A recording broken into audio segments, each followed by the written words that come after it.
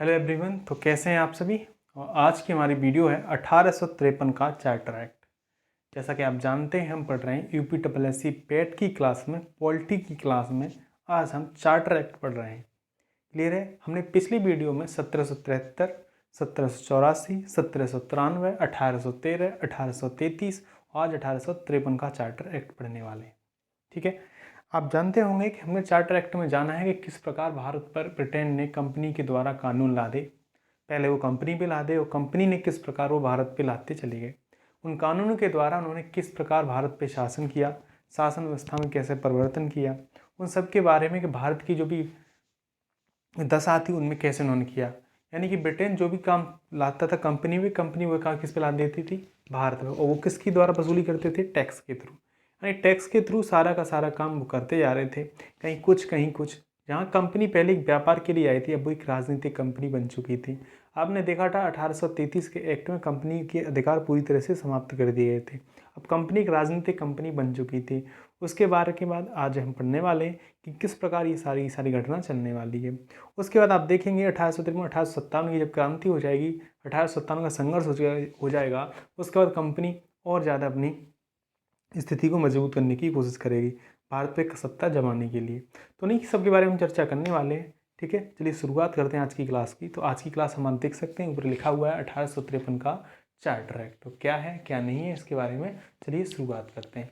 जैसा कि आप जानते होंगे, चार्टर समझ रहे होंगे कब से हम पढ़ रहे हैं, 1893 से, वो 1793 से चार्टर एक्ट की पढ़ रहे हैं। क्लियर है। चलिए, तो भाई पहली लाइन में लिखा है डलहौजी। अब क्या मतलब है इसका कि डलहौजी भाई उस समय थे। ठीक है, यानी कि डलहौजी जो थे उस समय जब ये एक्ट लागू हो रहे थे, तो उस समय भारत में गवर्नर जनरल कौन थे, डलहौजी थे। ठीक है, तो डलहौजी ने देखा कि कंपनी की विस्तारवादी नीति काफ़ी बढ़ चुकी है, कंपनी का विस्तार ज़्यादा हो चुका है। यानी कि जैसे छोटी छोटी रियासतें सारे पे कब्जा करते चले जा रहे हैं और वो सभी ब्रिटेन भारत के तौर पे जाने लगे। उन सभी के कानून ज़्यादा बढ़ लगाने चाहिए। अब कानून यानी लोग तो कम ही थे, तो किस में कानून टाइट करते चले गए। वो जितने कानून टाइट करते गए उतनी ही सत्ता क्या हो गया, ब्रिटेन कब्जाता गया भारत से।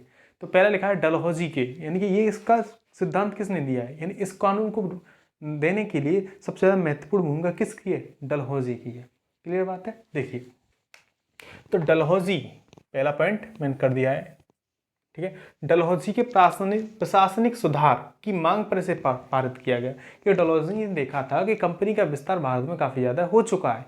इसलिए उन्होंने क्या बोला, इसलिए उन्होंने क्या किया कि कंपनी का प्रशासन को और ज़्यादा टाइट किया जाए। इसलिए हम बोलते हैं डलहौजी के प्रशासनिक सुधार की मांग पर इसे पारित किया गया। हालांकि आपको पता है कि भी 20 साल बाद आने वाला था, लेकिन इसकी ज़्यादा सपोर्ट सबसे ज़्यादा किसने की थी, डलहौजी ने।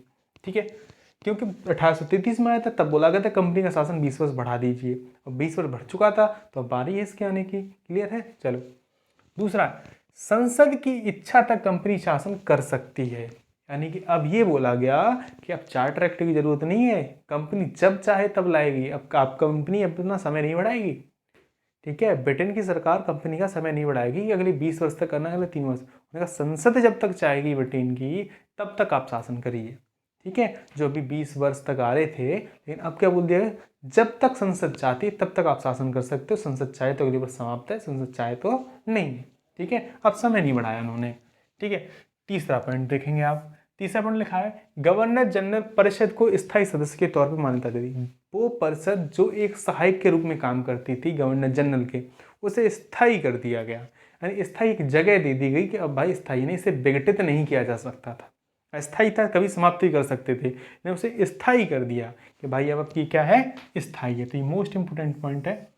कब सब परिषद गवर्नर जनरल को स्थायी सदस्य बनाया गया। तो स्थायी सदस्य कब बनाया, 1853 में। क्लियर है। नेक्स्ट पॉइंट देखेंगे, कानून निर्माण के लिए एक अलग से विधान परिषद का गठन किया गया। एक अलग विधान परिषद, यानी कानून पहले देखिए विधि निर्माण के विधि सदस्य आया था 1833 में, एक विधि सदस्य आया था, वो कौन था, लॉर्ड मैकाले था, जो कानून बनाने के लिए सहयोग करता था। लेकिन अब अलग से एक विधान परिषद बना दी गई कि भाई कानून निर्माण के लिए क्या एक अलग से विधान परिषद का गठन किया गया। तो यहाँ पे लिखा है एक अलग विधान परिषद का गठन किया गया।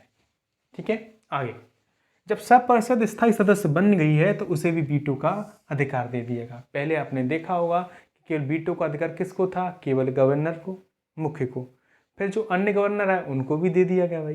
लेकिन अब जो सब परिषद स्थायी सदस्य बन चुका है उसे भी क्या दे दिया गया, वीटो का अधिकार दे दिया गया। क्लियर है। आगे नेक्स्ट पॉइंट, बंगाल के लिए एक अलग गवर्नर की नियुक्ति की गई। भाई हमने देखा था 1833 में जब भारत जो बंगाल का गवर्नर जनरल था उसे भारत का गवर्नर जनरल बना दिया गया। बंगाल वाले को भारत का जब गवर्नर जनरल बना दिया गया तब क्या भारत अब बंगाल के लिए तो अतिरिक्त नहीं था, बंगाल के लिए अतिरिक्त नहीं था, तब क्या किया गया, बंगाल के लिए अलग से गवर्नर के लिए बोला गया कि भाई अब बंगाल के लिए एक अलग से गवर्नर कर लीजिए। अभी तक ये होता था कि जो बंगाल का गवर्नर है वही भारत का गवर्नर है। ठीक है। आगे सिविल सेवा में प्रतियोगी परीक्षा, यानी कि आज जो कंपटीशन आप पढ़ रहे हैं ना प्रतियोगिता के द्वारा, ठीक है, सभी में प्रतियोगिता करा दी, जो उनमें आगे है उनको ले लिया जाएगा। तो प्रतियोगी परीक्षा के आधार पर सबसे पहले शुरुआत कब की गई, 1853 के एक्ट में की गई। ठीक है, यानी सिविल सेवा IAS IPS IFS जो भी है UPSC आप समझ सकते हैं। तो सिविल सेवा के लिए जो भी थी कब किया गया, 1853। ठीक है, यह परीक्षा सभी भारतीयों के लिए खोल दी। अभी तक ये क्या था कि परीक्षा केवल कुछ लोगों, चुनिंदा लोगों के लिए थी, जो शिक्षित है, जो राजा महाराजा या जिनके पास रियासत है, ठीक है, उन लोग के लिए थी। लेकिन अभी सभी भारतीय, कोई भी भारतीय चला जाए। ठीक है, अभी तक ये परीक्षा कहाँ पे हो रही थी, ब्रिटेन के लंदन में ही हो रही थी। क्लियर बात है। आगे तब उसे ICS के नाम से जानते थे। ठीक है, यह परीक्षा सही भारतीयों के लिए खोल दिया गया था। अब थोड़ा सा यहाँ पे एक स्टार लगा के मैंने रखा है 1857 का संघर्ष। मोस्ट इंपोर्टेंट यही है ये फैक्ट। ठीक है, 1853 में ये सारे इंपोर्टेंट लाइन्स हैं। अब 1857 का जब संघर्ष होता है, 1857 की क्रांति होती है, देखिए उसके बारे में चर्चा नहीं करूँगा, थोड़ा आप ही समझ जाइए कि 1857 की क्रांति का भारत में क्या होता है, क्योंकि मैं क्रांति ज़्यादा बड़ी है, फिर उसको मैं इधर हिस्ट्री में चला जाएगा पोर्सन, मैं केवल पॉलिटी के लिए बात कर रहा हूँ। ठीक है, तो 1857 का जब संघर्ष हुआ तो उसमें देखा था कि किस प्रकार भारतीयों ने अपना खूब प्रदर्शन किया कब्जा करने, यानी अंग्रेजों को भगाने के लिए, लेकिन वो किसी भी कारण से नहीं हो पाया। तो अंग्रेजों ने क्या किया, अब नीतियों में परिवर्तन कर दिया। अब उन्होंने क्या किया, राजाओं को राजा बनाए रखा।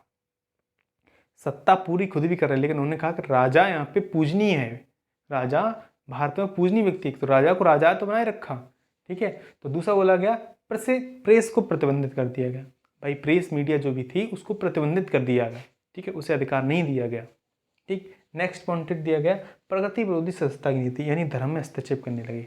ठीक है, भारत में जो भी थी नीतियाँ, जैसे पर्दा प्रथा हो गया, ठीक है, बाल विवाह हो गया, सती प्रथा हो गया, इन सब में उन्होंने हस्तक्षेप करना चालू कर दिया था। कहीं ना कहीं उन्हें लगता था, इसीलिए बोला गया ना यहाँ पे प्रगति विरोधी, ये प्रगति नहीं होने दे रही थी भारत की।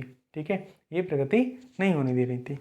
तो यानी कहीं इस सारे एक्ट में इस सब की बात की चर्चा की गई है। उम्मीद है आपको क्लास अच्छी लगी होगी। अगर अच्छी लगती है तो लाइक कीजिए, चैनल को सब्सक्राइब कीजिए, वीडियो को शेयर कीजिए। Thank you so much.